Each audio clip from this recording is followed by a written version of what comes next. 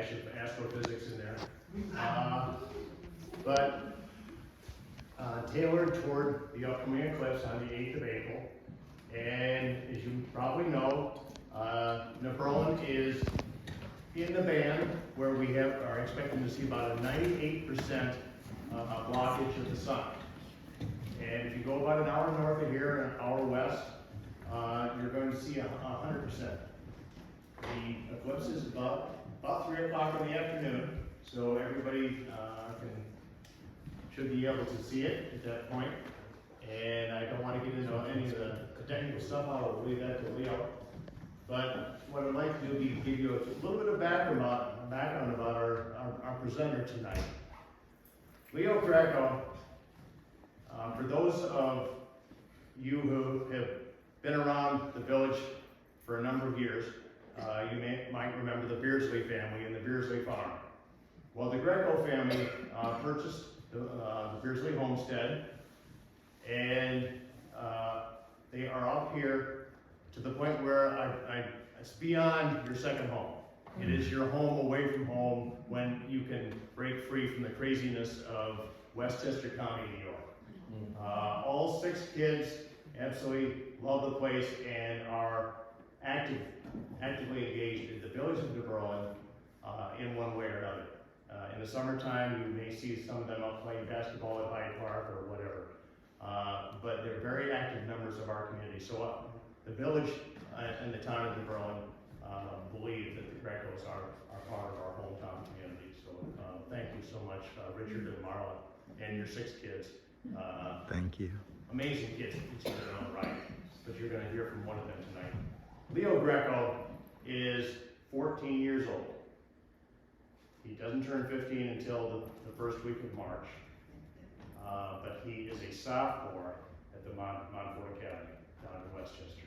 Now, think about that, 14 and a sophomore already. That means that somewhere along the way, he's moved faster than other folks. So he's moving at the speed of light in some respects. But he's the president of the Astronomy Club. He is a teaching assistant at the Montfort Academy in astronomy and astrophysics. He tutors math and chemistry.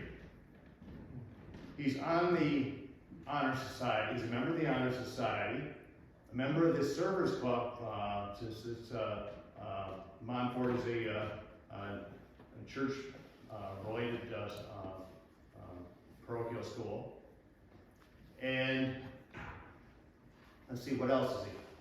So many other things as far as his academic background. Now, you step him away and you think that, oh my God, this guy just has his nose in books. Well, if you go over to the Beardslee Academy, Beardslee Homestead, you're going to see perhaps his other love, which is raising chickens, ducks, and turkeys. And his amazing care for that. And he's teamed up with the Steins, who keep an eye on the livestock or wildlife fowl when he's not here. But an amazing young man, and with a future that may take him to places such as MIT or Caltech. But the weather in California, as you know, is probably a little bit warmer, a little clearer skies. So that's kind of where he's leaning right now. But as they say, the sky is the limit for Leo Greco. And without further ado, I would like to introduce Leo and your presentation. Leo.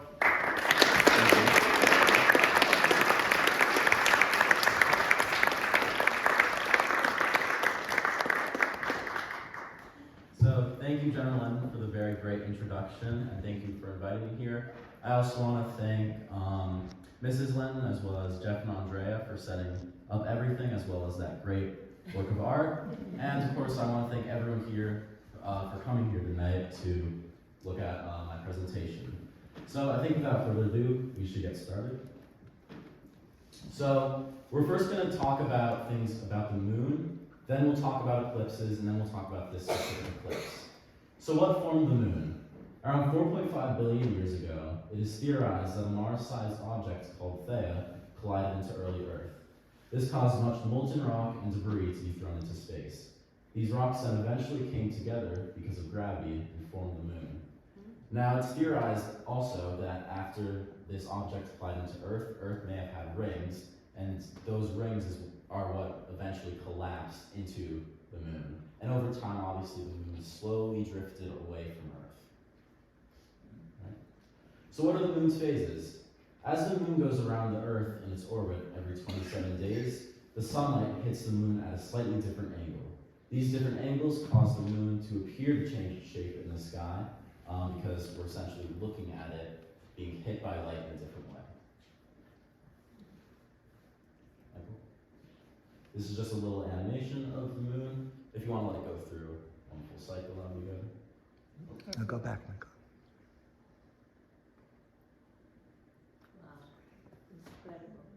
This is an animation from NASA.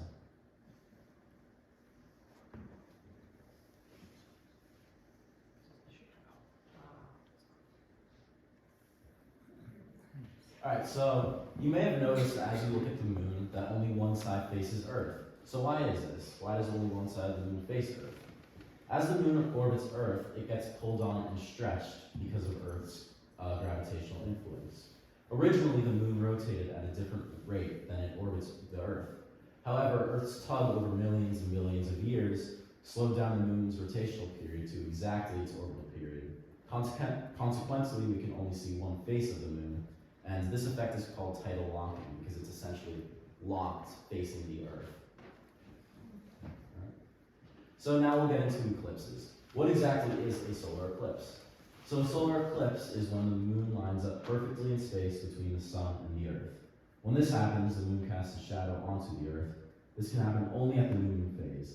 And you can see in this diagram, there's parts of the moon's shadow.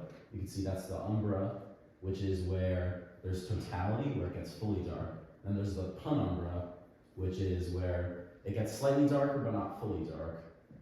And the word umbra comes from, as it sounds, umbra, which is in Latin, and that means, I'm pretty sure, shadow or ghost.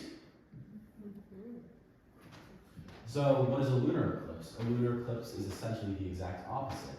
It's when, instead of the moon casting a shadow onto the Earth casts its shadow onto the moon, and this can only happen at the full moon phase, as opposed to being at the new moon phase, which is for a solar eclipse.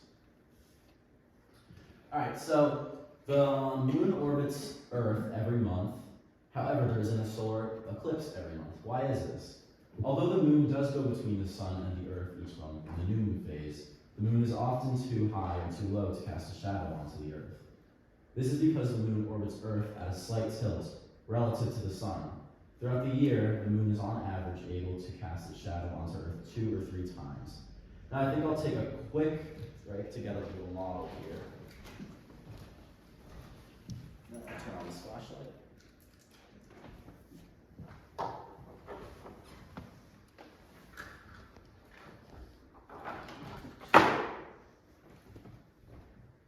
So to visualize what I'm saying, sometimes when the sun is at this angle, the moon will orbit it like this, and you can see it. Oops, here, I'll make it a little smoother for this view. You can see it's not necessarily crossing.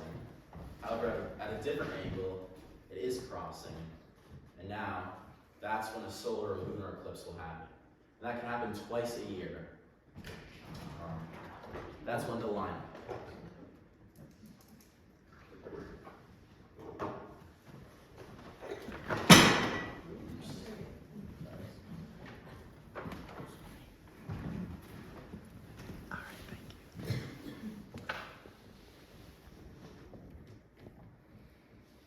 Okay, so there are 3 different kinds of solar eclipses depending on where you are on Earth. So a solar eclipse can either be total, annular, or partial. During a total eclipse, the moon fully covers the sun, and the sun's dimmer corona, which is its atmosphere, can be seen. Something interesting is that the word corona comes from the Latin word for crown, because the corona looks almost spiky to your eye if you see it. Now during an annular eclipse, annulus means rim, which is exactly what it looks like, The moon covers only the center of the sun because it's slightly further and it looks smaller, so it can't cover the entire sun. Now during a partial eclipse, the moon only covers part of the sun because it's not exactly centered, so it can't produce either of those effects. And the partial phase of an eclipse can last up to 3 hours because the moon, even though it moves so quickly, it's very large and it's far away, so that motion is kind of slow. So it can last up to 3 hours. Here's just a little image of what each can look like. You can see a partial eclipse. It almost looks like a crescent moon. During a total eclipse, you can see the corona, which as you can see, it also looks spiky. And you can see an annular eclipse, which looks like a ring. So what determines if an eclipse is annular or total? The moon's orbit isn't a perfect circle. Because of this, at one part of the moon's orbit, the moon is closer and appears larger in the sky. This is called perigee. And at another point, the moon is farther and appears smaller in the sky, and this is called apogee. A total solar eclipse happens around perigee because the moon is slightly bigger at this point, and it's able to cover the entire sun. An annular solar eclipse happens around apogee because the moon is slightly smaller, and it's able to cover only the center of the sun. Now we'll talk about something pretty interesting. This is kind of on a side note, but it's good to know. So what's a serocycle? Every 18 years, specifically 6,585.3211 days, I did not memorize that, I completely looked that up. The moon, earth, and sun will be in almost exactly the same place relative to each other as they were 18 years prior. Therefore, if an eclipse happens somewhere on earth, in 18 years there will be a very similar eclipse that will happen to somewhere else on earth. Now if you look at the animation, you can see these are spaced 18 years apart, and they have almost identical paths, just over a different area on earth. Now this also applies to both solar and lunar eclipses. There will also be very similar lunar eclipses every 18 years. So yeah, this cycle is called a serocycle, and the eclipses that take place during them may span over 1,000 years. Like if you look at the animation again, you can see, I think it started maybe the 1600s, just sometime around then, yeah, 1300s even, and it spans all the way to the 2600s.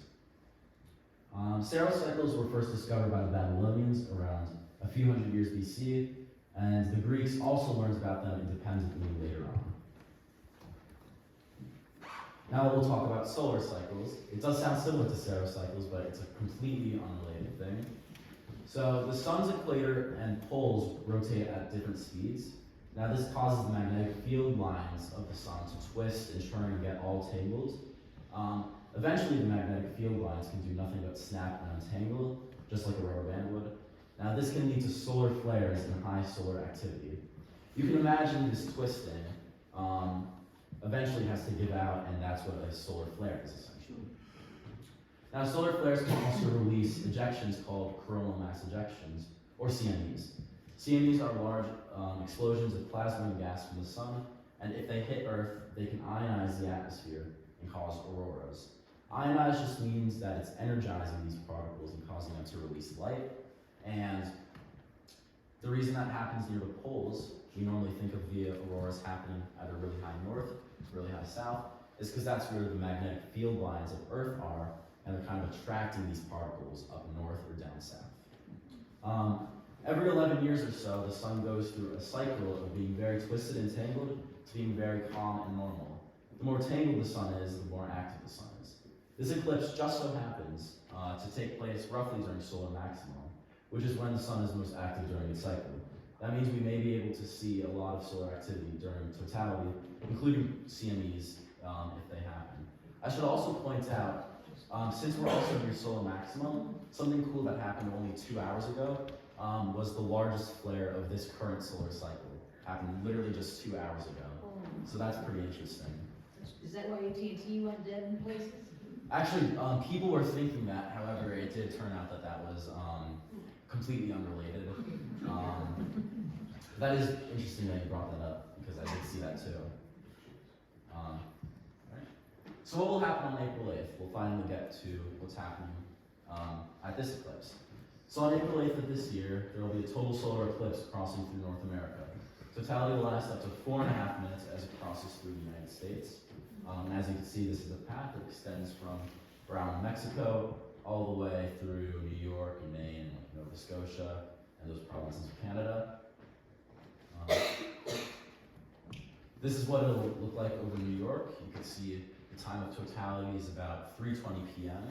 So if you are traveling, make sure to remember that, because that's exactly when it will happen. It will only be for about 3.5 minutes. So definitely make sure to make the most of those 3.5 minutes if you're going to travel. And you can see the moon's shadow traveling at 2,000 miles per hour. That's extremely quick. And you'll actually be able to see it like a darkness in the sky. It almost look like an oval. And all around you, you'll be able to see what looks like almost a sunrise, because it's very dark overhead and it's slightly lit around you on the horizon. So that's something cool that will happen. So here's how to view a solar eclipse. You can't just look directly at the sun, obviously, because it's very dangerous. So during the partial phase of an eclipse, the sun is still just as dangerous to look at. Therefore, it's important to use eclipse glasses or some other filter that makes the sun dim enough to look at. Only at totality is when you can look at the sun without glasses. This is because obviously at totality there is no sun, there's only the sun's atmosphere. There really isn't a specific best brand, since they all abide by the same safety law. So you can really just look up eclipse glasses, and if you're planning on getting them, really any generic brand would be good. So here's things to look for during a total solar eclipse. So number one is shadows. This was an image I actually got in October because there was an annular eclipse that crossed over America, and this was during the partial phase. You can see how weird all these shadows look. I'll talk about that eclipse a little later. So the shadows during the partial phase of a solar eclipse very quickly start looking weird. The edges of shadows look fuzzy and wrong. You can see, obviously, like, you can just tell something's off about those shadows, and that was really weird to look at. You can even see the outline of my hair. You can almost see crescents in that instead of being a nice gradient. So the effect is more exaggerated as the eclipse progresses. Now, second is brightness. Now, believe it or not, you won't actually notice the brightness of daylight go down until the sun is about 80% covered. That's only 1/5 the intensity of the normal sun. This is because our pupils will dilate involuntarily to account for the brightness going down. After 80% though, after it's covered 80%, the sky will rapidly darken. And in fact, a 99% eclipse is still thousands of times brighter than totality. So can you imagine that? In just a few seconds, the brightness around you will dim by a magnitude of thousands of times. So it will really quickly get dark. All right, temperature. So because the sun is the main source of energy on Earth, as the eclipse progresses, the local temperature will drop a few degrees. Now, I actually saw something. The temperature can drop even as much as 20 degrees, although that's pretty rare. If you're traveling, you should most likely expect only a few degrees. That's something interesting that will happen. Okay. Number 4 is color. So as stated earlier, our eyes will dilate and everything will get darker because of the eclipse. And in low light conditions, our eyes' rod cells start to play more of a role in what we see compared to our cone cells. Now, our cone cells are responsible for color vision, so less cone cell response means that colors will appear duller and grayer. And now you can see in this image, you can see the left side, it's bright and it's greenish, and on the right side, it's dull and gray. And you can actually imagine, if you've ever been out on a full moon, or just in an area that has a lot of light pollution, you can't really see color, but you can kind of see the brightness, the relative brightness of objects. That's essentially what will happen during an eclipse. Now, number 5 is animals. Animals will actually react to an eclipse. So animals are also affected, and many animals will get tricked and prepare to go to sleep because of an eclipse. Some nocturnal animals may even come out. Also, nighttime bugs such as crickets will begin to chirp. Now, I wish I tagged the link to this video because it was pretty fascinating to watch, but this is some chickens going to sleep, or preparing to go to sleep at only about 9 a.m. So that would be really amazing to see in real time. All right. So shadow bands. This is a really cool effect. You can see the waviness on the sand. I think this is somewhere in Egypt. So very close to the time of totality, a very cool phenomenon will appear, which is shadow bands. And because the atmosphere and air is a fluid, it's wavy and has distortions. And these distortions are called turbulence. Turbulence can bend the light of the sun because of refraction. And the reason why this appears only during a solar eclipse and not during any normal day is because the sun is normally large in the sky and this effect will cancel out. However, during an eclipse, when the sun is mostly covered, this will allow the turbulence effect of only a small area of the sun to be seen. So it won't cancel out and we'll be able to see all of these sorts of weird distortions on the ground. This normally happens, I think, within 30 seconds of totality. So it's a very quick effect, but it's very amazing to see with your eye. Alright, now number 7 is Bailey's beads. So Bailey's beads are an effect that also happens right before totality. And because the moon isn't a perfect sphere, it has mountains and valleys, the moon may block some parts of the sun and let other parts shine through. Now this results in what looks like beads of light, which are called Bailey's beads. And they're named after Francis Bailey, who first explained this effect in 1836. Now you can see in that image, you can see all those little beads of light, and to your eye it will look almost identical to that. Right. So now the diamond ring. The diamond ring is essentially the same thing as Bailey's beads, but it occurs a little bit before that and lasts for a little longer. So as it sounds, it looks very similar to a diamond ring. This happens when there's only a sliver of light left, and this results in the sun looking like a diamond ring. The sun's light is the diamonds. You can see it. It almost looks like a diamond reflecting light at us. And the corona looks like the ring itself. And you can see a comparison of what a diamond ring actually looks like, or at least a drawing of it on the left. Yep. Now finally, totality. Totality is definitely one of the coolest parts of the entire eclipse. During totality, the sun's corona, or atmosphere, will be visible. The corona will shine as brightly as the full moon. So imagine that, midday, it getting as dark as being under the full moon. That would just be absolutely incredible. So the sun may also have solar prominences that are visible, which are reddish flares coming off of its surface. I don't think this image has it. Oh, actually it does. To the right, you can see something that looks pinkish. And yeah, because of how dark it'll get without the sun, many bright stars and planets will actually start to become visible to your eye during the day, of course. So that'll be really cool. So what if it's cloudy? Now this is what I worry about almost every day. So I'm definitely going to be worrying about this that week before, always checking the forecast, probably every hour. So sadly, it's likely that at least some places will be clouded out for this eclipse.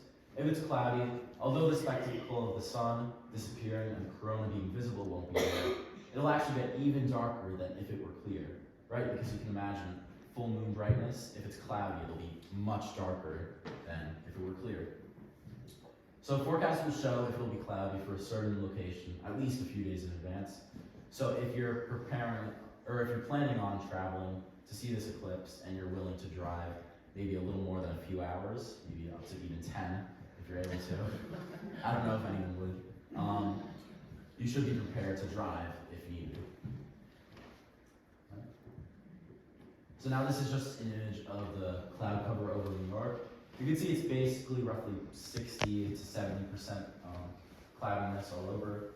That also shows the path of totality, of course. You can see we're right in central New York. We're very close to the edge of totality. Totality is right about near Utica or Syracuse. So yeah, that's that map if you want to look at it for a little. All right. So now I'll talk about briefly my experience in Utah. So on October 14th, as I said earlier, I traveled with my dad and a few friends to Utah to see an annular eclipse. Now the path of annularity of this eclipse was visible from Oregon to Texas. So a pretty long path, but yeah. So now a slight partial eclipse would have been visible from New York, but it was sadly rainy. So we wouldn't have seen it anyways here. Alright. So now this is an image that I got of the annularity of the moon. This was right when the moon was right centered relative to the sun. So we saw many of the same effects that are noticeable during a deep partial eclipse. Colors got duller, everything seemed darker, and it did get cooler outside. And also shadows looked extremely weird. and I can notice the sky was much darker overhead than near the horizon. So now Michael will quickly pull up just 2 videos that I thought were interesting. So this is an actual time lapse that I got. Here, we'll just wait for it to pull up. That's all right.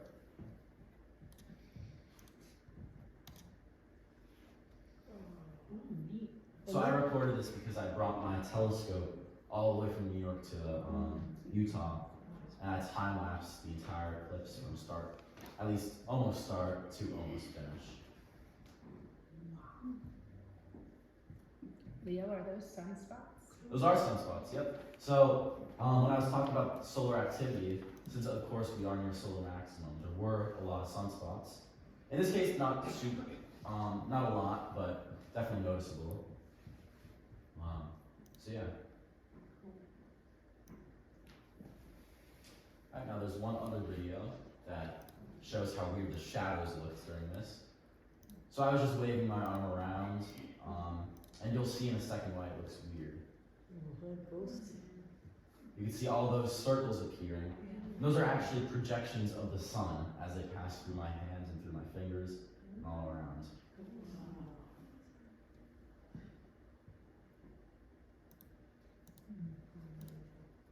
So yeah, very, very incredible looking. And it's essentially the same thing through partiality. So if you're planning on traveling for this, you'll definitely see very cool and very similar effects.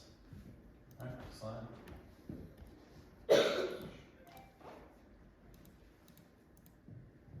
Alright, so now here are some images that I got of the night before.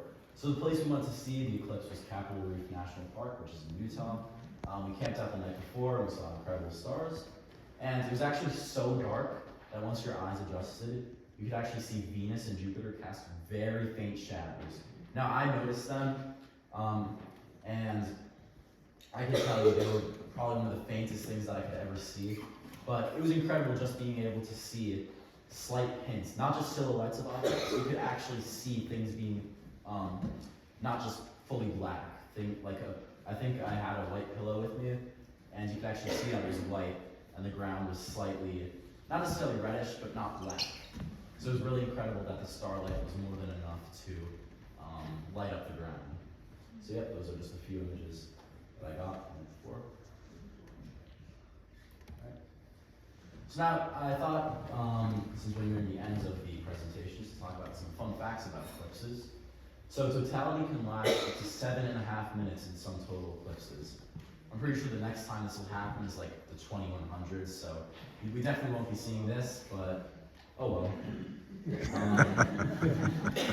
So annularity can last up to roughly 12 minutes in some annular eclipses. Now this could only happen when the sun, when the moon is extremely far away. It has to be right at apogee. And also the sun is sometimes slightly bigger in the sky because the Earth also orbits in a slight oval, but that's kind of irrelevant. Yeah, up to 12 minutes where the sun can be in the center, where the moon can cover part of the center of the sun. Now partial eclipses, I think I said this earlier, but partial eclipses can last up to 3 hours. Now the moon's shadow travels at over 1,000 miles per hour if an eclipse is near the equator, and up to 5,000 miles per hour if an eclipse happens near the edge of the Earth. Now I think I should also show why that happens, why it seems to accelerate near the edge. Just get a keyboard.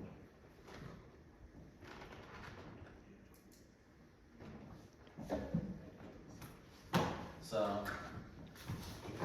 here's the model again. Now you can see it, I'll move it at a roughly normal speed. You can see it like very quickly bends around the edge and almost curves as it travels here. Yeah. So that's why it seems to accelerate very quickly.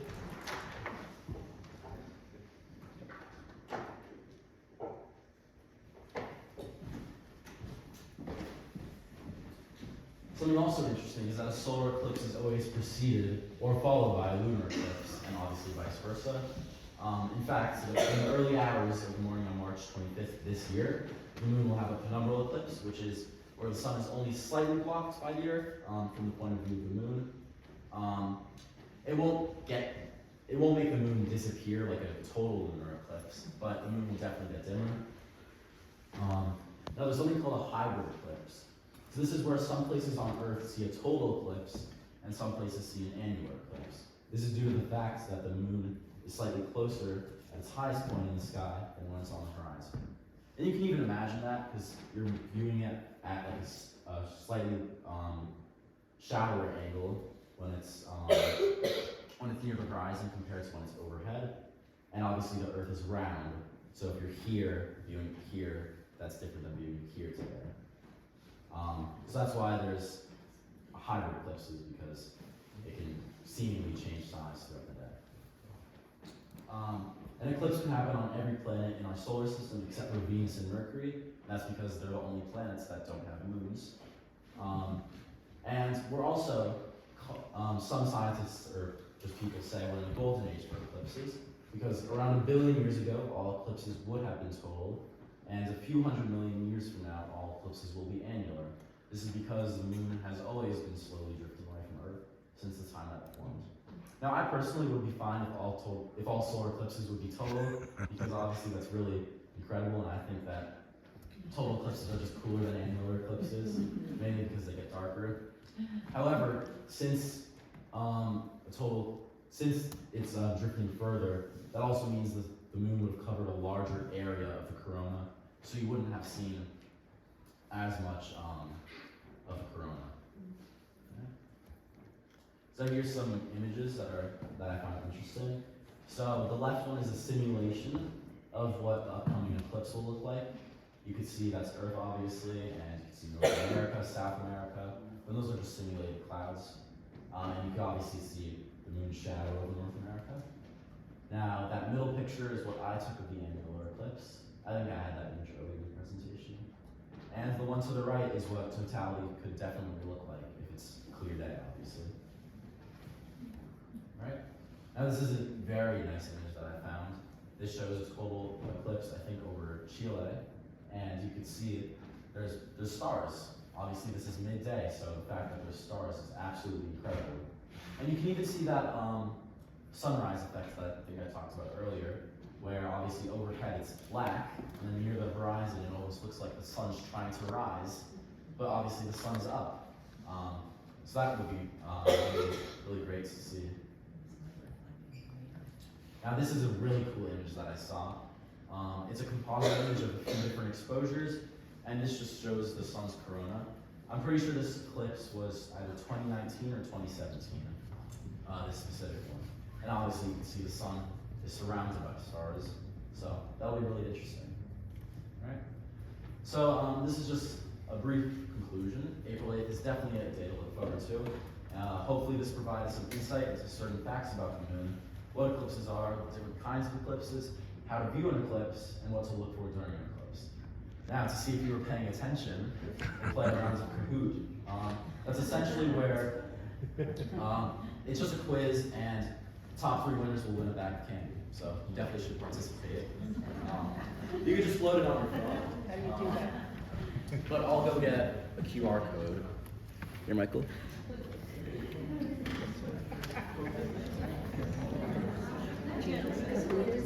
No. It's like a reminder. What is that? And you got commercial quiz. He created it. That website. Yes. And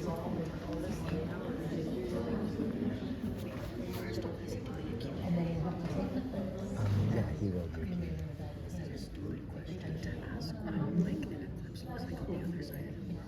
No. Yeah. As they're loading, you should do question and answer. Oh, that's right. Yeah. Well, before I start. Yeah, as they're loading, like if you give them a QR code and then do questions and answers, because I'm sure there's a lot of questions. So here we go.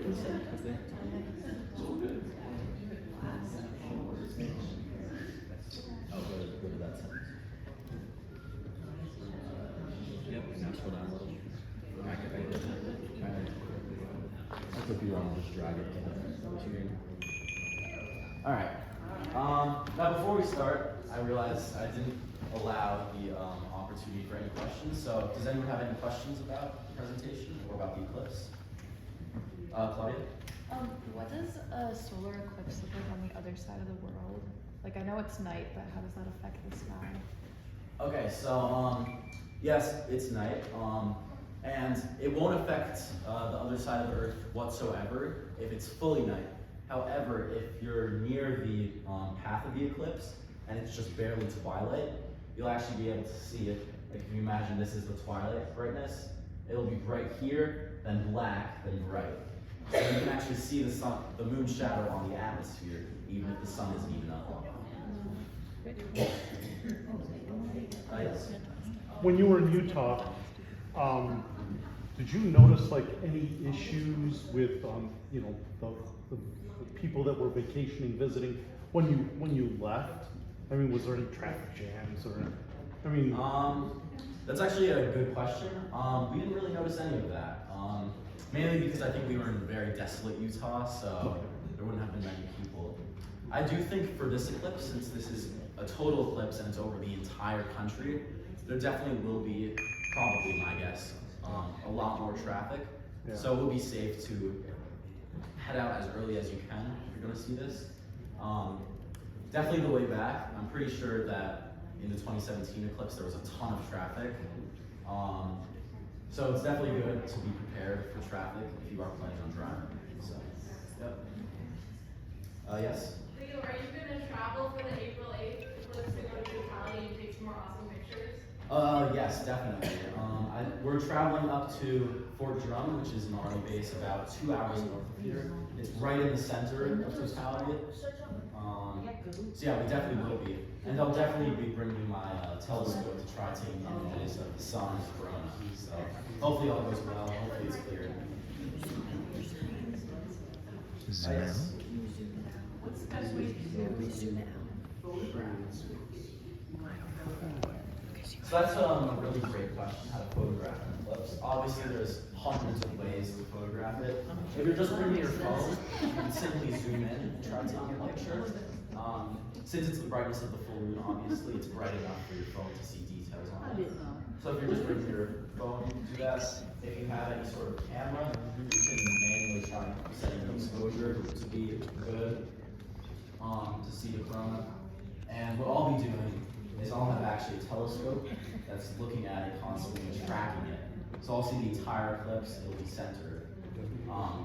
And then I'll try imaging it from there. So there's really no one way to image it, but if you're trying to get a ton of detail, you definitely should get a pretty large lens or a telescope.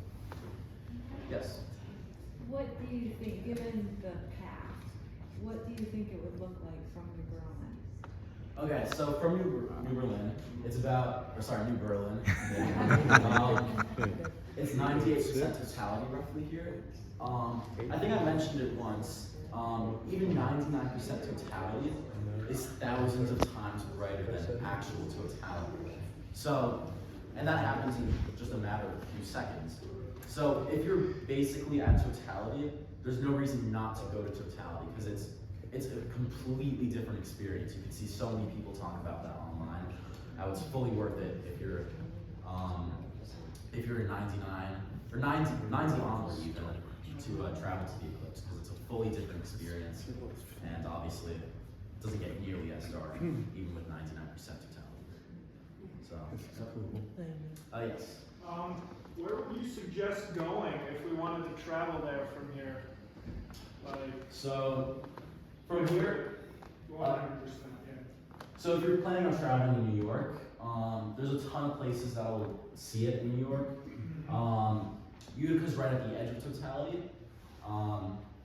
Sorry, a little bit further than Utica is right at the edge. I'm pretty sure Syracuse is right in the center. Watertown's right in the center. Plattsburgh's right in the center. So you can kind of imagine those areas. That's where it'll travel through. And I recommend going as close to the center as possible. But if you're a little off from the center, it doesn't really matter. You're still in the path of totality. And you'll still see the sun's corona, as well as all the other effects. Yep.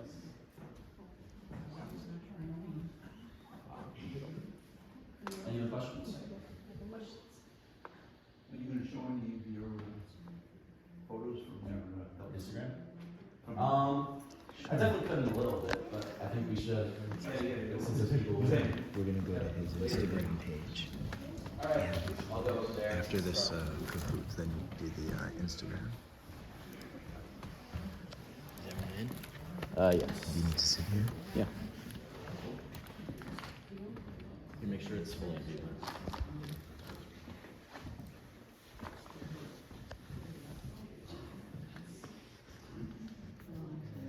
So what is the maximum duration of totality during a total solar eclipse?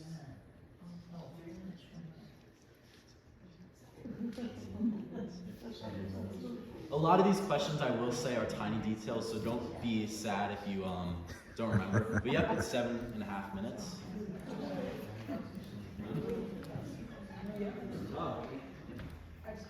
Alright, what is the duration of totality over New York on April 8th?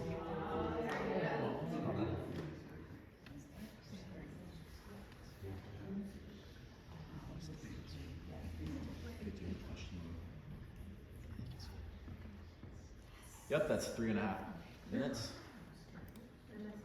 Oh, wow. So how much dimmer is totality than the 99% partial eclipse? I definitely said this a few times, so hopefully you're paying attention.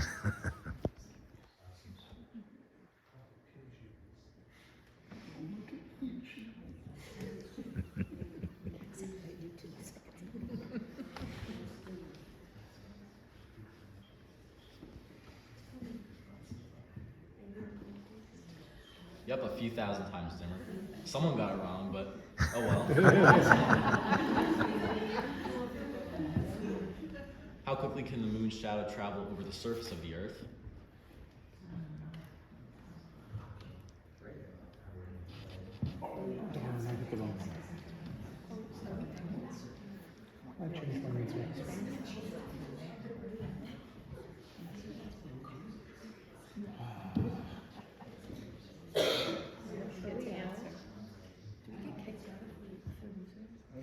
I don't know.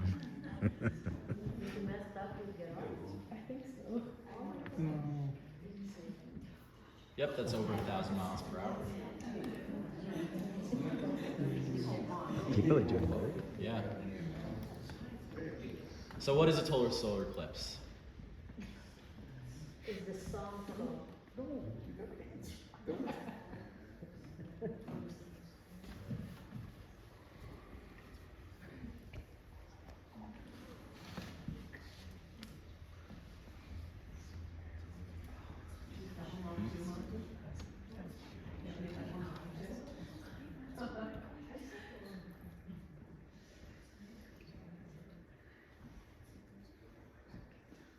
Yep, that's right.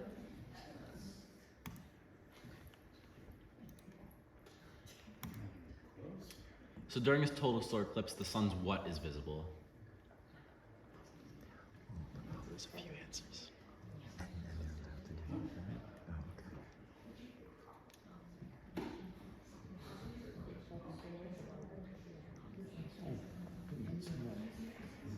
This is a trick. This is really a trick question.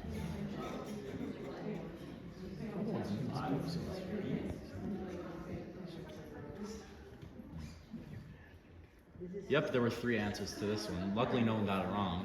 So I know it's kind of a trick one, but it seems most people put Corona.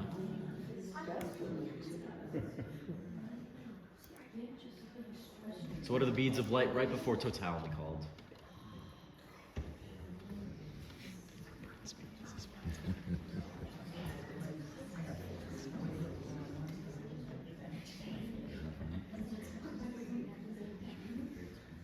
Yep, exactly. Well, we thought that was play on I know.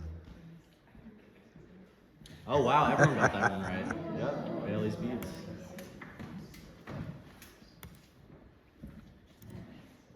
How long does it take the moon to orbit the Earth?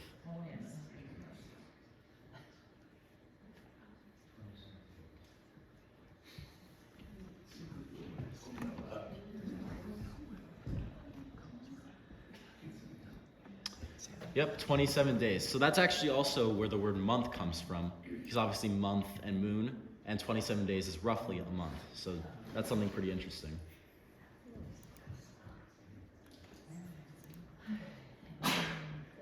Yes, sir. Right, move the cursor.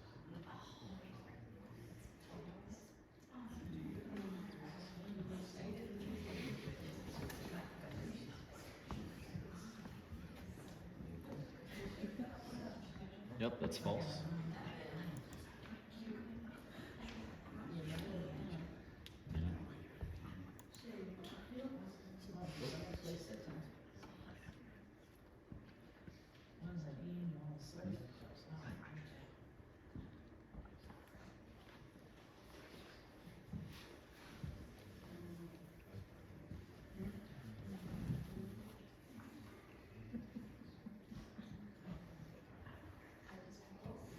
Yep, an annular is when it covers only the center of the sun. Well, that is partial, so they could actually get that correct, That's true. right? Yeah, Why I guess did so. say Well, it's fine. that?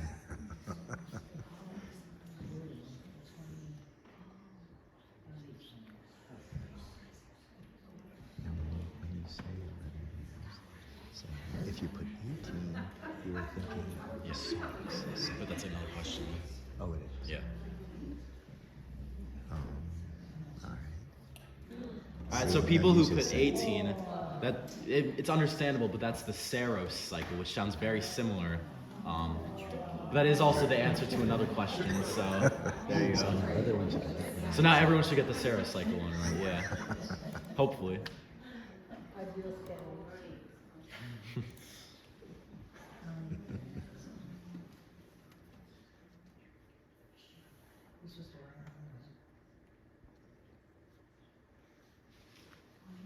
Are these good questions? They're great. That's really fun. I definitely have to load your Instagram and take them through your pictures.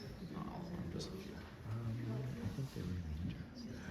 Yep, the moon's orbit is tilted in relation to the sun. So now this is that question.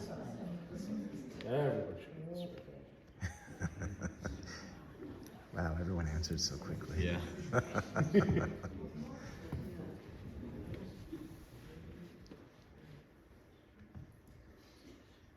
Yep, 18 years.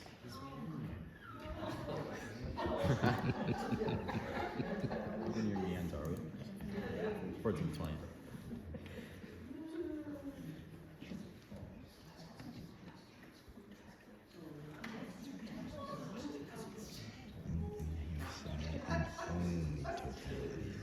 Okay, so this was a pretty difficult question. This is saying directly during totality, not during the partial phases. During totality, the sun is fully covered, so it's perfectly safe to look at it.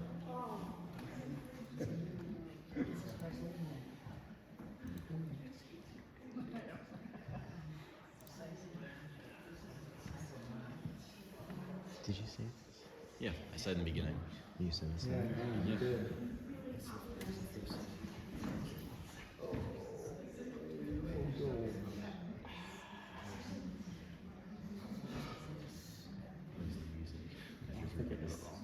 Kahoot music. Yep, Mars size. Brody. Get out of here, Brody.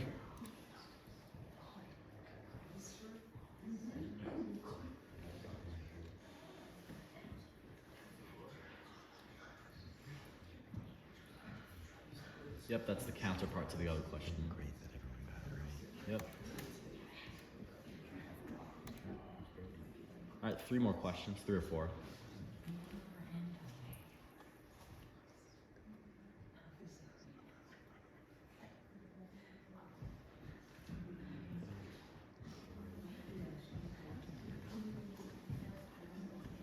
Good.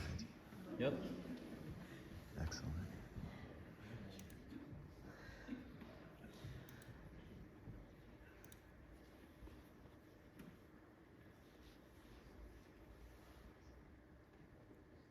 Can you read? Yeah. It's fine.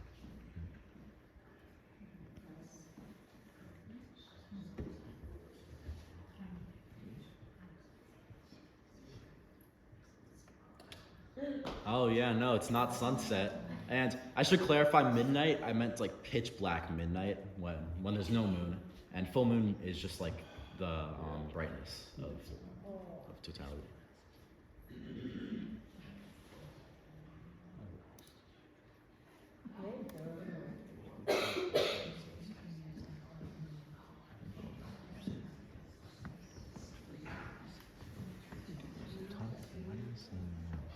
Interestingly, the Greeks made the first computer showing the 18-year cycle through thousands of years.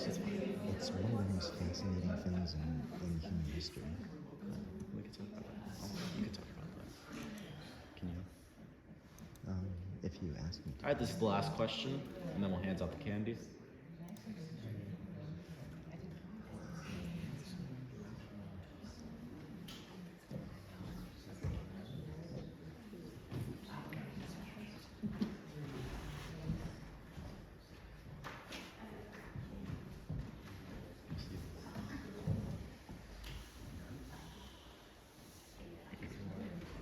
Most people got that one right. All right, here's the podium. So who's Brody C?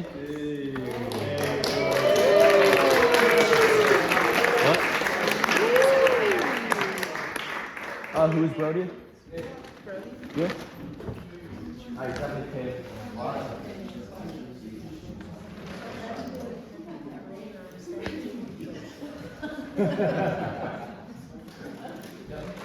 who's Nathan? Over there. Over there? Where is our place? I don't know. Over there?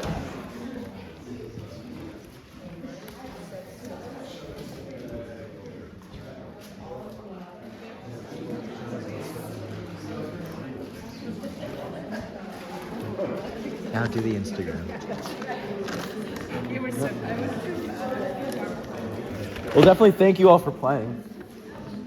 Do you want to turn on the No, he's gonna show, no, not yet, Jen. He's gonna show some photographs. All right, I'll briefly show my Instagram because why not? Here's some images that I've taken that we'll just go through briefly. Oh, you're gonna come on my comment. And every photo of yours. Yep. All right, you don't have to press on that. You can just scroll through them, Michael. Tell them what they are, the first one. So the first one was the International Space Station. Now this was the annular eclipse, which is what we saw in Utah. So these are You all don't have to go photos through you every took? post. Yep, these are all photos that I've taken. This is one of my favorite ones. So this is called a mineral moon image. It's where Go back. Oops. It's where I just increased the saturation of it a ton. And you can kind of see before and after. All these colors are super faint, and these colors are caused by different mineral compositions on the moon. And with photo editing, you can bring those colors out. Yep, that's another one of those images. That's the Orion Nebula. You don't have to go through everyone. You can just press. Here, do you want to press X? This one's kind of hard to see, but this was actually a rocket launch that we saw just last week down in Crestwood, and it doesn't really look very cool on the screen because for some reason it's really dim.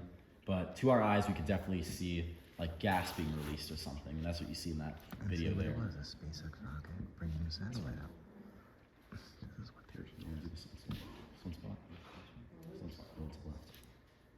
So this was an image of some sunspots that I saw a few weeks ago. Obviously, we're nearing solar maximum, so this was a pretty complex sunspot. And this actually released a lot of flares, which was interesting.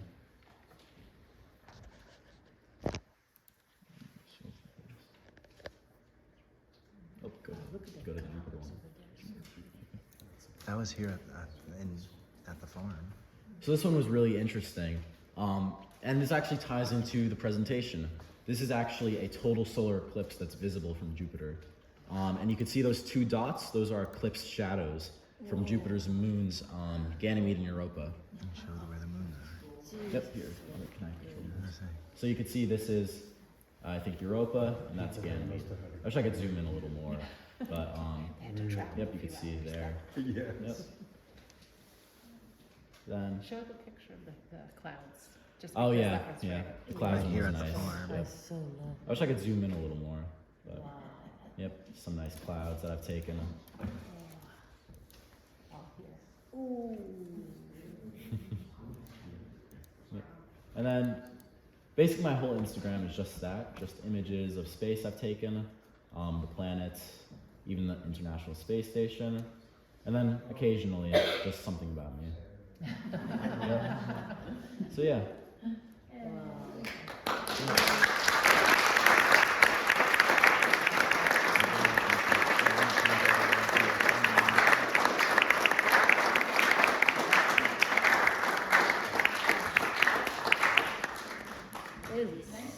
So Thank you. So yeah, thank you all for coming, and it was great to have you all. And of course, I definitely saw that some of you paid attention, and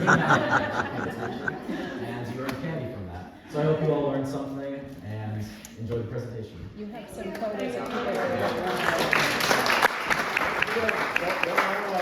If I knew there was candy at the end, I think I would have paid even more attention.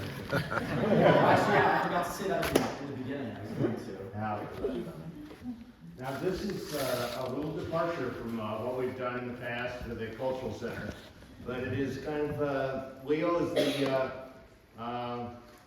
canary in the coal mine, the kind of the test pilot for a transition that we're making with the Cultural Center. Not so much classes, but events and educational and cultural opportunities for the community to come on out and learn something and get exposed to something that you might not have been exposed to when you went to school, or even if in fact you're still going to school. And Leo, you knocked it out of the park. They really did.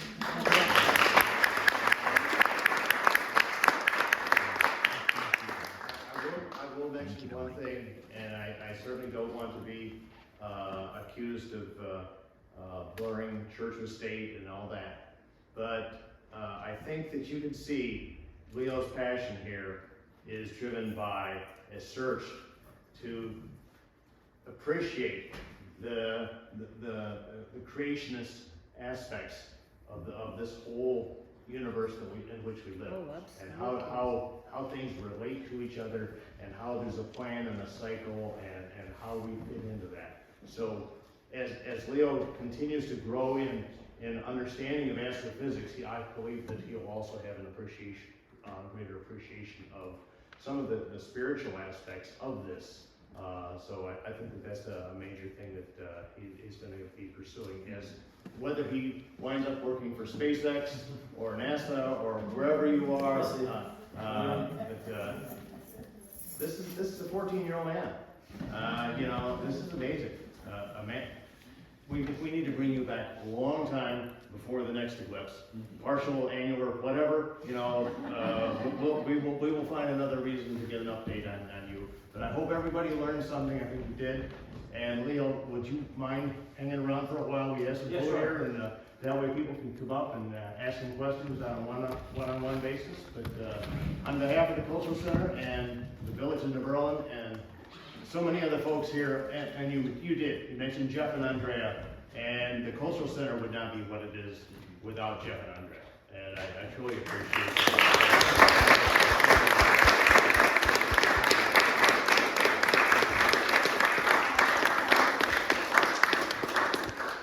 I'd also like to quickly thank Michael for... Yes, Michael, great job, great job.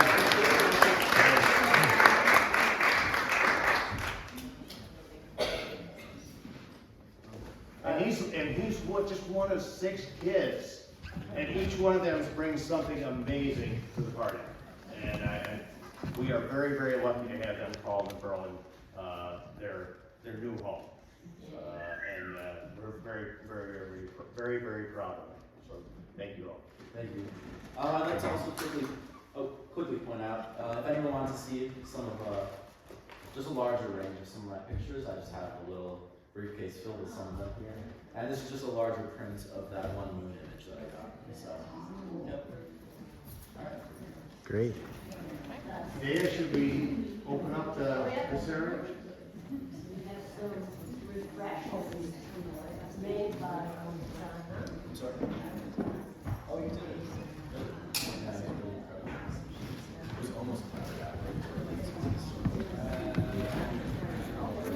Exactly 1 hour.